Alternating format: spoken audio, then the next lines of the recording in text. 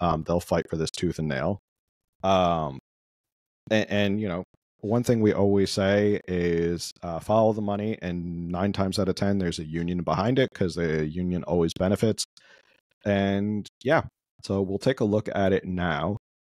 There's a lot to get to today. We have a lot of articles, a lot of data and stuff like that. But let's start with the bill itself. So this is AB number 1228, written by Chris Holden.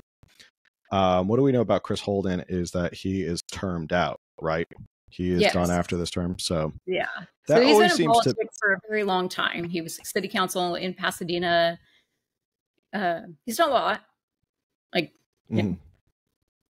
And usually you see a lot of these crazy, wacky bills come through people who are termed out.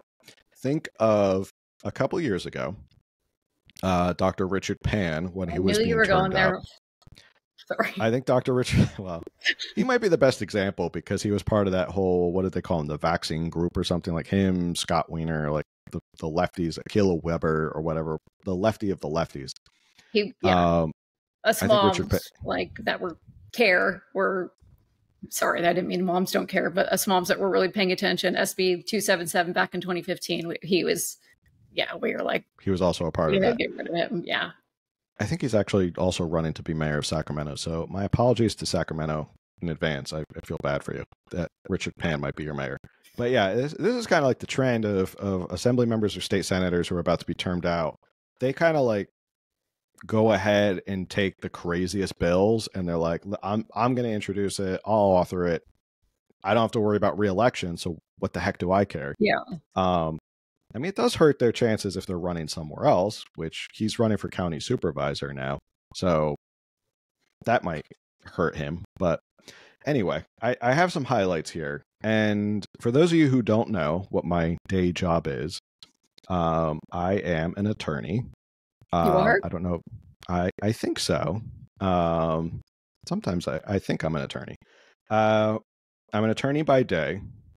And I read these bills, and sometimes I read these bills, and I'm like, what the heck does any of this mean? Because you read a lot of law, and you try and figure it out, and try and parse it apart. This law is pretty convoluted and leaves, from an attorney standpoint, it leaves a lot of gaps.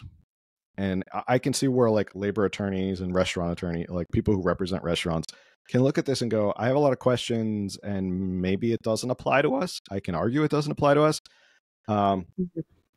One part says this bill would prohibit any city, county, or city and county from enacting or enforcing any ordinance or regulation applicable to fast food restaurant employees that sets the amount of wages or salary for fast food restaurant employees except as provided. By imposing additional requirements on local agencies, the bill would impose a state-mandated local program.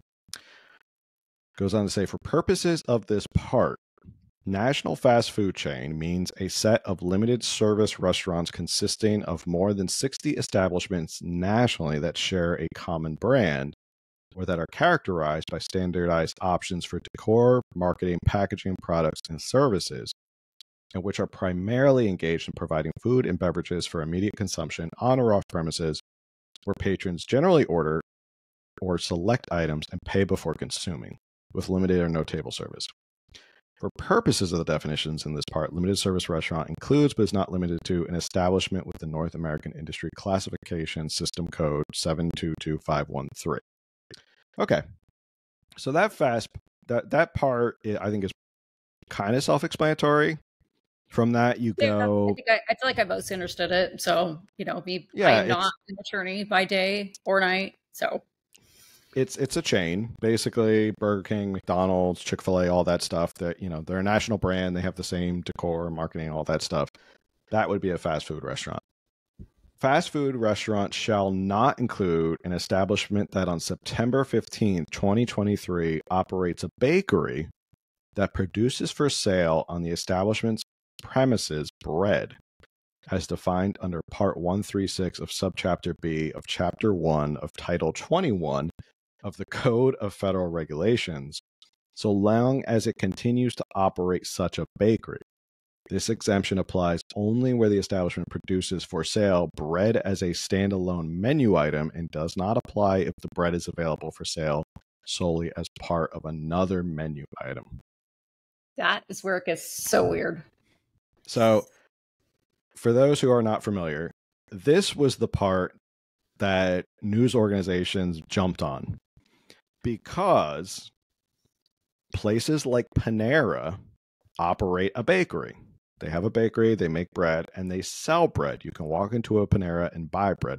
So even though they meet the classifications of the previous part I just read about being a fast food restaurant, you know, they have a national brand, they're all the same, they have the same marketing, packaging, all that stuff. If you operate a bakery and sell bread before or on September 15th, 2023. So this, you can't run out and just like open a bakery. You can't just be like, oh, I'm going to open a bakery right now. They were at least smart enough to be like, if we leave this too wide open, everyone in the world is going to start opening bakeries and start selling bread. We're selling bread. Hey, thanks for checking out the California Underground Podcast. If you enjoyed that clip, make sure you subscribe, like, share, review, comment, all that stuff that helps with the algorithm, helps people find us more. And if you want to learn more, you can always listen to our full podcast at Apple, Spotify, Google, all those different places that you basically find podcasts. Or if you just want to keep watching clips, you can check out clips here, or you can subscribe to our channel right here, somewhere in here.